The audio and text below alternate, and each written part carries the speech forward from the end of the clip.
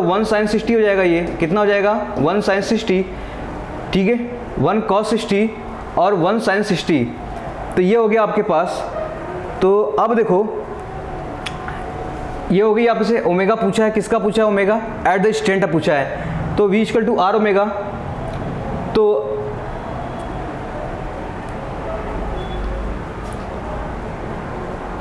तो देखो ये हो गया 60, तो ये कितना हो जाएगा, सॉरी ये कितना हो जाएगा 30 हो जाएगा।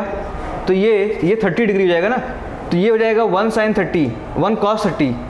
तो 1 cos 30, 1 sin 30, तो ये हो जाएगा 1 sin 30 इंटू ओमेगा। तो ओमेगा वैल्यू क्या हो जाएगा, sin 30 का वैल्यू क्या होगा 1/2, तो इधर जाएगा 2, तो रेडियन पर सेकेंड हो जाएगा, रेडियन पर सेकेंड। तो ओमेगा वैल्यू कितनी आ जाएगी आपके पास 2 रेडियन पर सेकेंड आ जाएगा। कितना आ जाएगा 2 रेडियन पर सेकेंड। तो यहाँ से क्या निकाल लेंगे, यहाँ से आप क्या निकालेंगे, आई सेंटर निकाल लेंगे।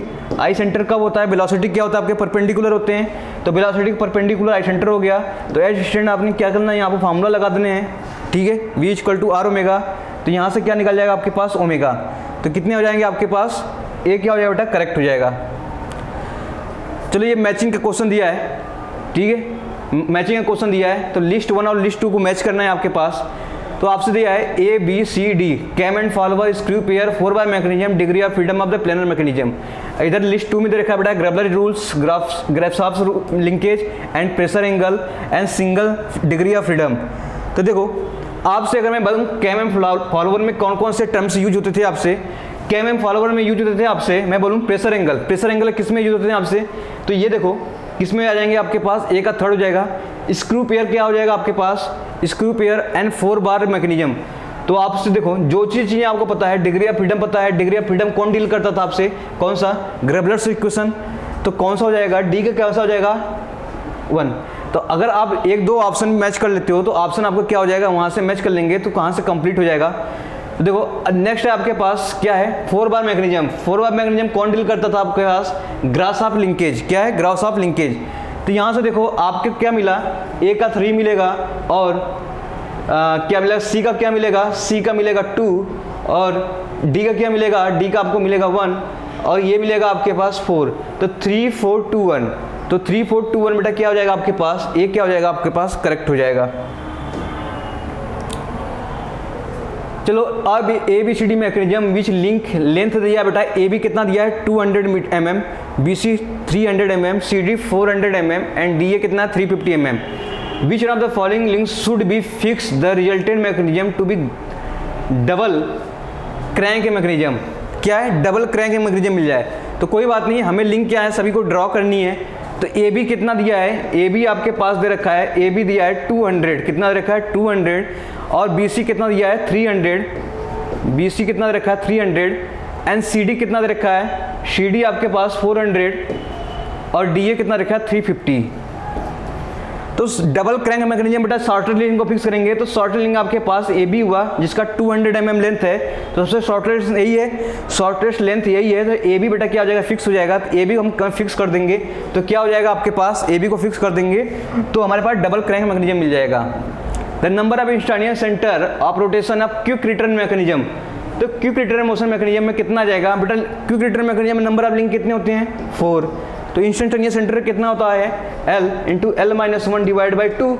तो यहाँ से देखो 4 इंटू 4 माइनस 1 डिवाइड बाई 2 तो कितना हो जाएगा आपके पास, यहाँ से 2 से 2 कटेगा, यहाँ 3 बचेगा, 3 कितनी 2 6 हो जाएगा आपके पास। तो कितने हो जाएंगे 6। तो ऐसे क्वेश्चन बराबर बहुत बार क्वेश्चन पूछते हैं आपसे। सिंपल प्लेनर क्या है, सिंपल 4 बार चेन मैकेनिज्म में पूछ सकता है आपसे, या सिंगल स्लाइडर मैकेनिज्म पूछ सकता है, या क्विक रिटर्न मैकेनिज्म में, सभी में लिंक क्या होंगे बेटा 4 होंगे। तो सभी में क्वेश्चन ऐसे क्वेश्चन बनेंगे। A wheel accelerate uniformly from rest, ठीक है 1200 RPM। RPM की वैल्यू दे रखा है बेटा, कितना दे रखा है 1200 RPM। In 20 second it's angular acceleration will be. तो अल्फा की वैल्यू कितना होगा ये बताना है आपको। तो कोई बात नहीं, ओमेगा बराबर बेटा हमको पता है omega naught plus alpha T, ठीक है। ओमेगा नॉट इनिशियली बेटा क्या है 0 है क्योंकि रेस्ट से है। ओमेगा निकाल लेते हैं, ओमेगा आपको पता है कितना हो जाएगा 2 pi into 1200 by 60 into alpha कितने सेकंड बेटा 20 सेकंड में, ठीक है। कितने सेकंड में 20 सेकंड में। तो देखो यहाँ से क्या क्या कटेगा आपके पास, यहाँ से कटेगा आपके पास 60 60 से बेटा यहाँ 2 काट दो तो यहाँ से क्या हो जाएगा 3, तो 6 पाई आ जाएगा यहाँ से। अल्फा वैल्यू कितना आ जाएगा, अल्फा वैल्यू कितना आ जाएगा 6 पाई।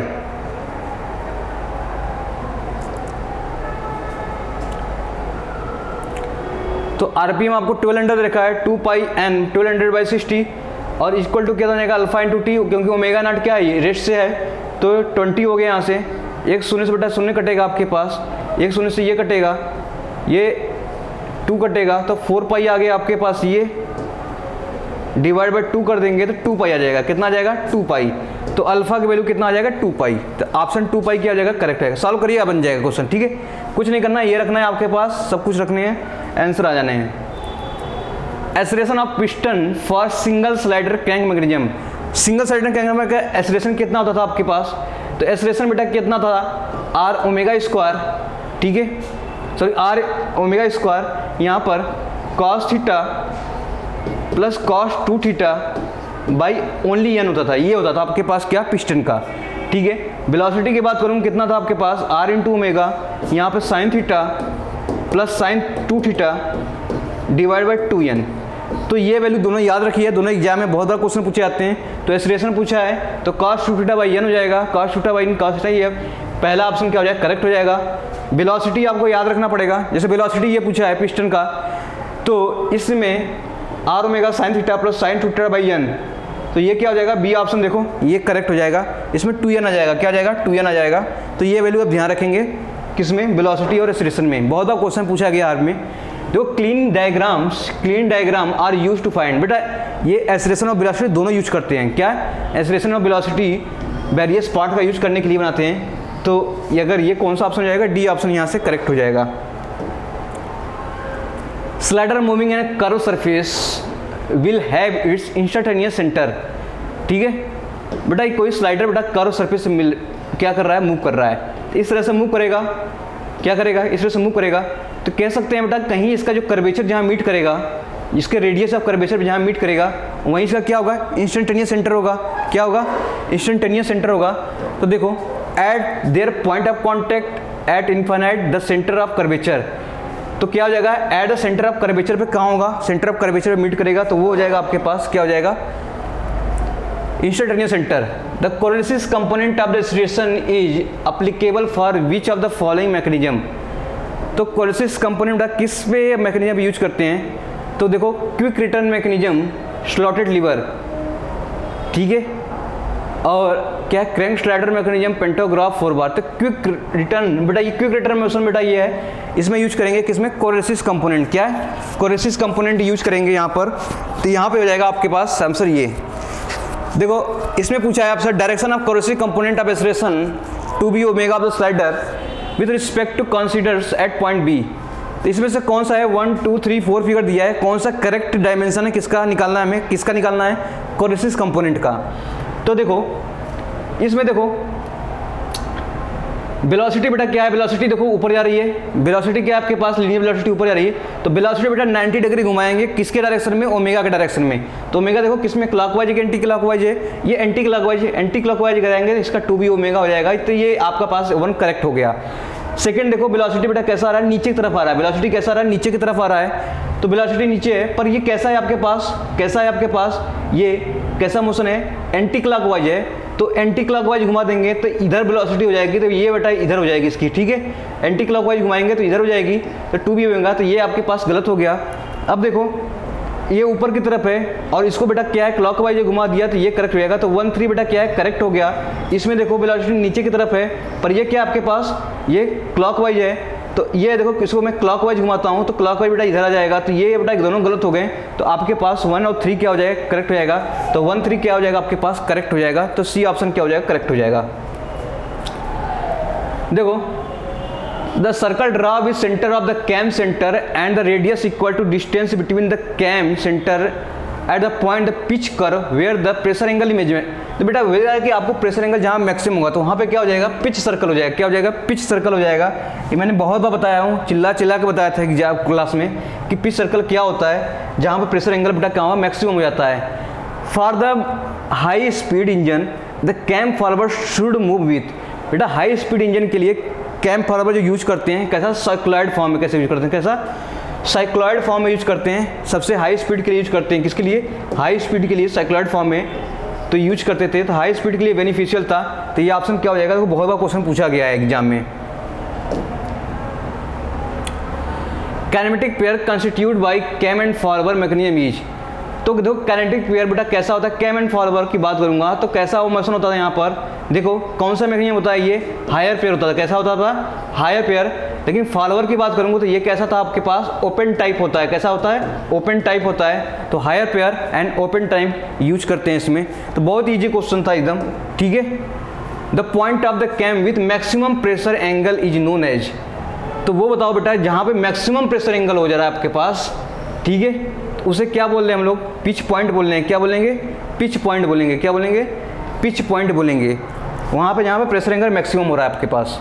इन which the following tooth profile does the pressure angle remains constant throughout the engagement of the teeth, तो बेटा इन्वोल्यूट प्रोफाइल जो होता है जिसपे क्या होता है सभी का प्रेशर एंगल बेटा क्या होगा, कांस्टेंट होगा, वहाँ पर क्या होगा, प्रेशर एंगल क्या होगा, कांस्टेंट होगा। तो इन्वोल्यूट प्रोफाइल क्या हो जाएगा, इसके लिए ट्रू हो जाएगा। Spring driven watches and clock suited, बेटा स्प्रिंग ड्रिवन जो वॉचेज होते हैं और क्लॉक होते हैं वो कौन सा मैकेनिज्म उसमें गियर होता है, यूज होते हैं, सर्कुलर गियर यूज करते हैं, कैसा यूज करते हैं, सर्कुलर गियर करते हैं, ठीक है, कैसा यूज करते हैं, circular. The type of gear use for speed reduction, speed reduction की बात करेंगे तो सबसे ज़्यादा कहाँ पे यूज करते हैं, वार्म एंड वार्म व्हील करते हैं, ठीक है। जैसे मैं 50:1 की से लेके बेटा 80:1 से या 100:1 के आसपास यूज करूँ मैं स्पीड रेशियो, तो वहाँ पे कौन सी करेंगे हम लोग, वार्म एंड वार्म व्हील करेंगे।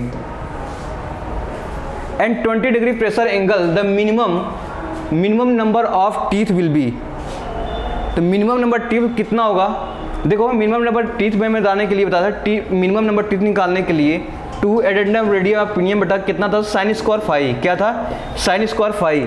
तो फाई का वैल्यू कितना लगा, प्रेशर एंगल पिटा फाई है तो 2 डिवाइड बाई sin स्क्वायर 20, तो फाई की वैल्यू क्या रख देंगे यहाँ पर 20 डिग्री रख दूँ मैं, तो कितना हो जाएगा 2 डिवाइड बाई sin स्क्वायर कितना हो जाएगा 20 डिग्री, तो इसकी वैल्यू आ जाएगी 17 पॉइंट समथिंग आ जाएगी, तो 18 के आसपास आएगी या तो 17 के आसपास आएगी। तो ऑप्शन आपको 17 दिया है, 17 दे रखा है, तो क्या हो जाएगा, करेक्ट ये हो जाएगा। अगर 18 दिया होता तो बेटा 18 भी करेक्ट रहता है, क्योंकि 17.2 भी आता है, तो क्या लेते हैं एटलीस्ट में 18 ले